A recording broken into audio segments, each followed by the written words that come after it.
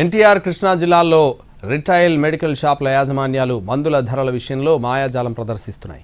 GST తగ్గిన retail medical దుకాణాల మందులో ధరలు తగ్గించడం లేదు. డిస్ట్రిబ్యూటర్ల నుంచి తమకు తక్కువ ధరకే అందుతున్న మందులను కూడా ఎక్కువ ధరలకు అమ్ముకుంటున్నారు. పాత ధరల ప్రకారమే రిటైల్ దుకాణాల్లో మందుల విక్రయం జరుగుతోంది. ఎన్టీఆర్ కృష్ణా జిల్లాలో 700 హోల్సేల్ మెడికల్ ఏజెన్సీలున్నాయి.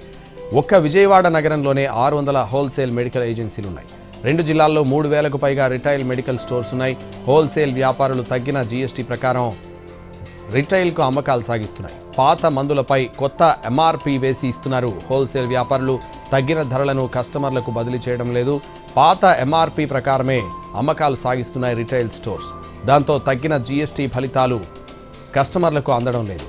కస్టమర్ల అవగాహన లేమిని మెడికల్ స్టోర్స్ క్యాష్ చేసుకుంటున్నాయి. జీఎస్టీ ఎన్ఫోర్స్మెంట్ ఎప్పుడో చేతులెత్తేసింది. రాష్ట్ర విజిలెన్స్ విభాగం కూడా పట్టించుకోవడం లేదు.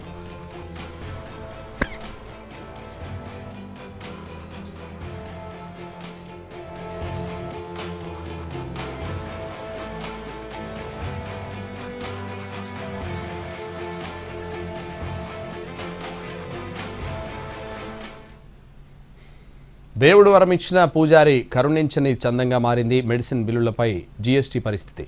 కేంద్రం ప్రజలపై ఆర్థిక భారం తగ్గించే ప్రయత్నం చేస్తుంటే మెడికల్ ఏజెన్సీలు మాత్రం లాభార్జనే ధ్యేయంగా పెట్టుకున్నాయి. మరోవైపు తెలంగాణలో మందులపై మెడికల్ షాపులు జీఎస్టీ వసూలు చేస్తున్నా పట్టించుకోవడం లేదని వినియోగదారులు ఆరోపిస్తున్నారు. జీఎస్టీలో కేంద్రం అనేక మార్పులు చేసింది. సంస్కరణలో భాగంగా మందులపై జీఎస్టీని కేంద్ర ప్రభుత్వం తగ్గించింది. 33 రకాల మందులపై జీఎస్టీని 12% నుంచి 0కు తగ్గించింది.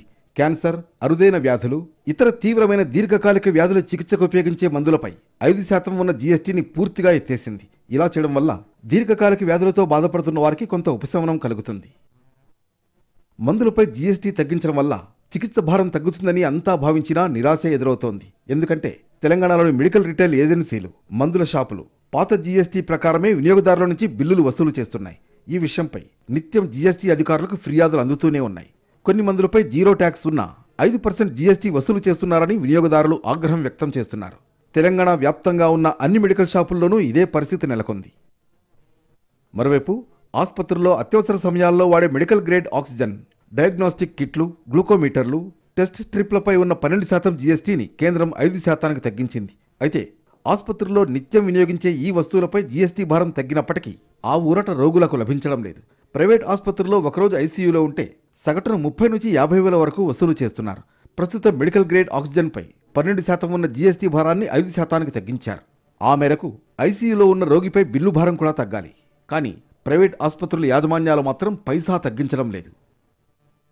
జీఎస్టీపై ప్రభుత్వాలు అవగాహన కల్పించాలి, కానీ అధికారులు ఆ దిశగా చర్యలు తీసుకోలేదు. మరోవైపు జీఎస్టీ అధికారులు, కమర్షియల్ ట్యాక్స్ అధికారులతో మెడికల్ ఏజెన్సీలు, వ్యాపారులు కుమ్మక్కయ్యారనే ఆరోపణలు వినిపిస్తున్నాయి. దీంతో వినియోగదారులు నష్టపోతున్నారు. ఇప్పటికైనా కేంద్రం తొలగించిన వస్తువులపై జీఎస్టీ వసూలు చేస్తున్న వారిపై చర్యలు తీసుకోవాలని సామాన్య ప్రజలు కోరుతున్నారు.